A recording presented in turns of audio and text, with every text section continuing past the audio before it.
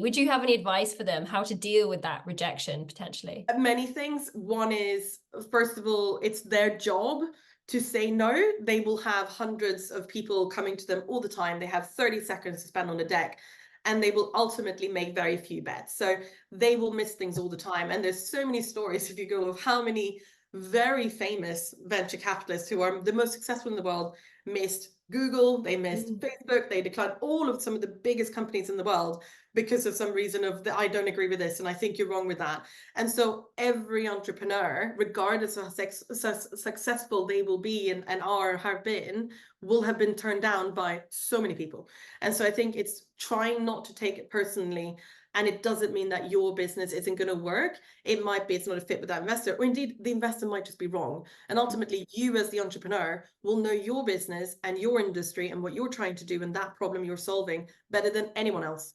And so therefore, as long as you believe in that and you know that you're on a track to really try and do something that creates a difference, then you go for it. And you just have to accept, you go in knowing that more people, vast majority more people, are going to say no than yes. Should everyone be getting into investing? Yes, absolutely.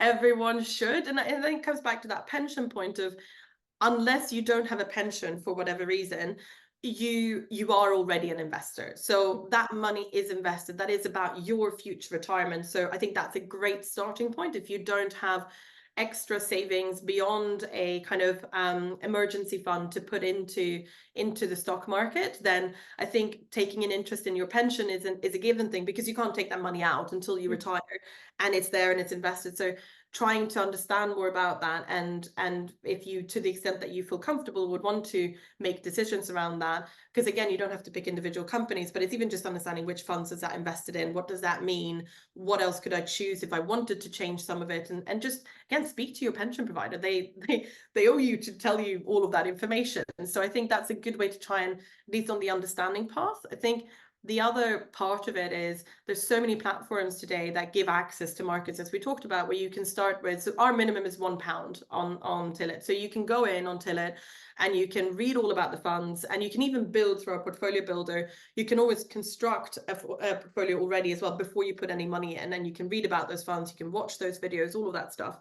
And I think that's another way to, you can start with a little bit, and that's a general good advice as well, in terms of what a lot of people do, I think, is they wait because they think this is for people with a lot of money, and I don't have a lot of money now, so I'm going to wait until I build it up. It's much better to start small with, even if that's £20 a month, and then you put that into whatever it is that you want to invest in. But just to get used to markets move up and down, timing the markets is, in my personal opinion, a complete waste of anyone's time. Even professional investors can't do that well. Anyone who says they could are lying or suffering from extreme hubris.